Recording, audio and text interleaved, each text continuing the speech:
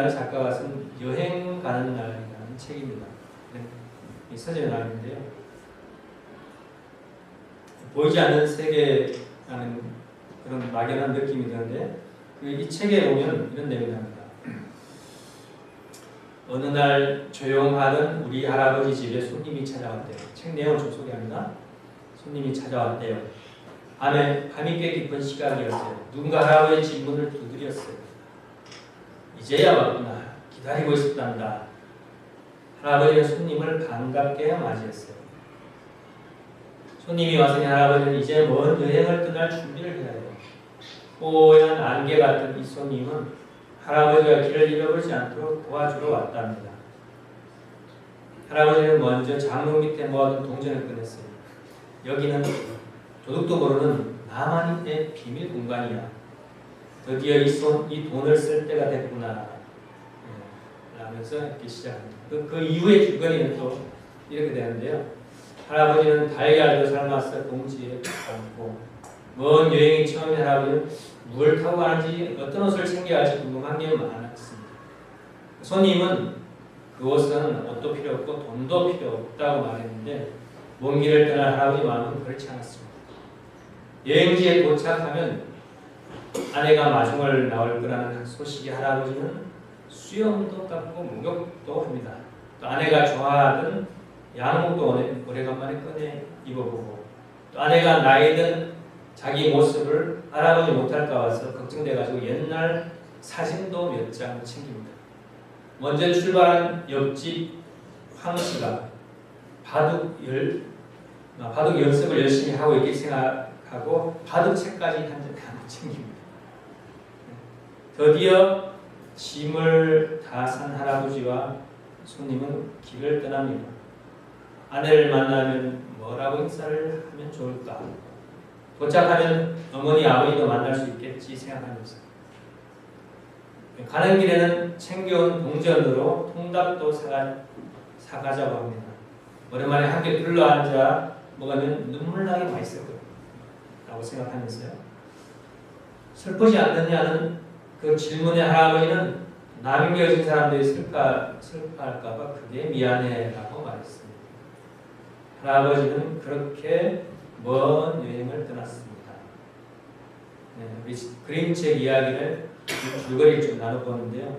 짤막한 내용이지만 어떤 삶과 죽음, 인생에서 중요하다고 여기는 것들 몇 가지를 떠올리게 됩니다. 할아버지는 이 보이는 이런 것들을 배낭에 챙겨 넣었습니다. 여러 가지가 있죠. 사진도 있고 바둑책도 있고 라디오도 있고 지팡이도 있고 코스튬 감는 가위라든지 머리빗 이런 친구인데요. 우리 식구들께서도 만약 보이지 않는 세계로 영원한 여행을 떠나게 된다면 배낭에 넣어서 챙겨가고 싶은 것들이 있습니까? 있다면 어떤 것들입니까? 여기 중에 있습니까?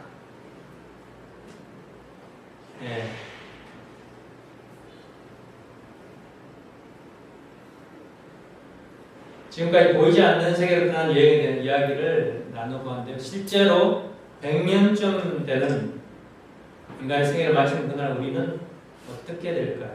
영원히 사라져 버릴까요? 아니면 그림책 속 이야기처럼 또 다른 세계에 기다리고 있을까요?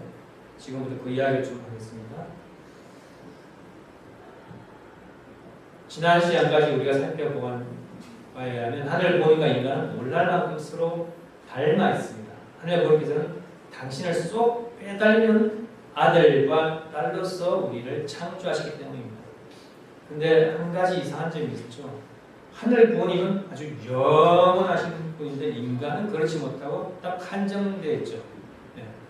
인간도 하늘과 다른 영원해야 되는데 인간의 수명은 딱 80년, 90년, 100년 거기에 딱 머물러 있죠. 영원한 하늘 부모님에 비하면 너무나 짧죠. 그래서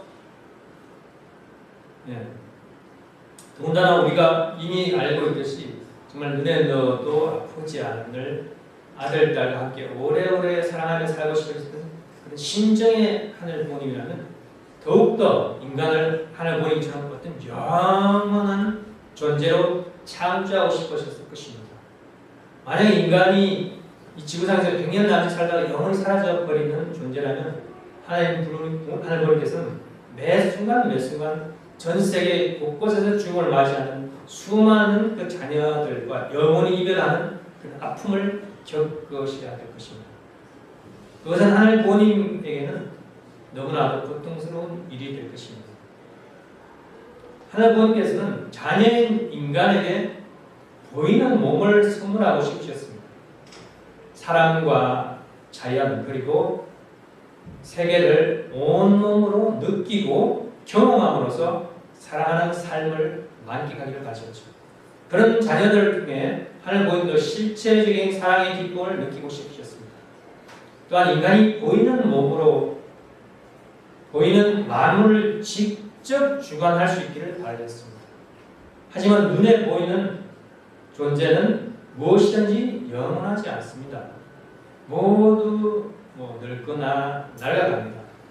그렇다면 하늘 보이면 어떻게 이 인간이 이처럼 이 보이는 몸을 가지고도 동시에 하늘 부모님과 더불어서 정말 영원히 살 수 있도록 창조하실 수 있을까요? 세상을 창조하는 기록인 창세기 2장 7절을 보면 하늘 부모님이 흙으로 사람을 빚으시고 생기를 그 코에 불어넣으시니 사람이 생명이 된지라라고 되어 있습니다. 하늘 부모님이 흙, 즉 눈에 보이는 어떤 물질적 요소로 이 사람을 빚으시고 그 코에 생기, 즉 생명의 숨을 불어넣으셨더니 사람이 생명, 즉 영혼을 지닌 생명이 되었다는 것입니다. 이를 통해서 우리는 하나님 부모님께서 인간에게 보이는 몸을 주시면서 동시에 보이지 않는 이 영혼도 갖게 하셨음을 알 수 있습니다. 물질적인 요소로 창조된 인간의 몸은 시간이 지나면 노화되어 가지고 다시 흙으로 돌아가지만 인간의 영혼, 이 영인체는 시간과 공간의 제약을 받지 않고 영원히 하늘 보니까 함께 살도록 창조하신 것입니다. 그래야만이 비로소 하늘 부모님의 사랑도 그 사랑을 통해서 느끼는 기쁨도 영원할 수 있기 때문입니다. 하늘 부모님께서는 인간을 창조하실 때 빛이 있으라 하셨던 것처럼 인간이 있으라고 이렇게 하지 않았어요. 뚝딱 그렇게 하지 않았어요. 대신 당신의 사랑으로 당신의 손으로 흙을 빚어서 자연인 인간의 눈, 코, 손가락, 발가락 하나하나 손수 지어주셨다는 것입니다. 그런 다음에 가장 가까이에 끌어안고 당신의 생명에 숨을 나누어 주셨습니다. 영혼을 가진 생명이 되도록 말이죠. 그러면서 인간은 하늘 부모님의 깊은 사랑 속에서 보이는 몸, 즉 육신과 보이지 않는 영혼, 즉 영인체를 동시에 가진 세상에 하나뿐인 자녀가 됩니다. 하늘 부모님께서는 인간보다 먼저 만물을 창조하셨지만 이 역시 자녀인 인간을 사랑하기 위한 것이었기에 하늘 부모님이 창조하신 이 피조 세계에 존재하는 것은 무엇이든지 인간을 염두에 두지 않고 창조된 것이 없습니다. 다 인간을 위해서, 인간에게 필요한 뭔가 있기 때문에 우리가 발견하지 못해서 그렇지 인간에게 필요한 뭔가 있기 때문에 그 인간을 위해 다 창조했다는 거죠.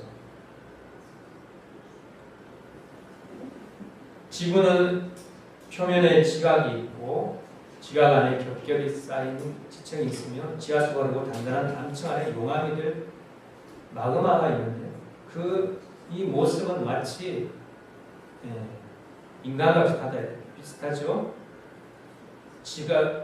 지표면에 지각이 있는 것처럼 바깥쪽에 피부가 있고 그 안에 겹겹이 멘털이 있는 것처럼 근육이 있고 지하수가 있는 것처럼 혈관이 흐르고 단단한 골격이 멘털이고 그 다음에 골수가 용암 암청 멘털이 골격이고 용암이 골수가 되는 거죠. 아주 인간이 뭔가 닮아 있습니다. 식물의 잎은 호흡을 담당하는 인간의 폐와 닮아 있고 또 그 뿌리는 영양소를 흡수하는 위장을 닮았고 또 줄기와 가지는 영양소를 온몸에 순환하게 하는 그런 심장과 닮았다.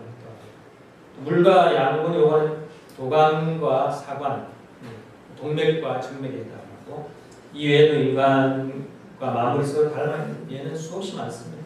하나님께서는 마음을 창조하실 때 앞으로 지을 인간의 몸과 마음을 표본으로 삼아가지고 이 인간의 마음과 몸을 펼쳐 놓으신 것이 이 만물 세계가 된 것입니다. 그래서 하나님께서는 만물을 단순한 것으로부터 시작해가지고 아메바 같은 단세포동물 단순한 것으로 시작해서 점차 기능이 복잡한 동물의 순수로 단계적으로 창조하셨죠. 그리고 마지막으로 이러한 만물 세계의 모든 요소를 총합해가지고 완성된 결실체로서 인간을 창조하셨던 것입니다. 따라서 인간의 몸 안에는 앞서 지으신 모든 존재의 성분과 구조가 고스란히 들어있습니다. 그래서 인간을 바로 이 소우주라고 했던 이유가 여기에 있는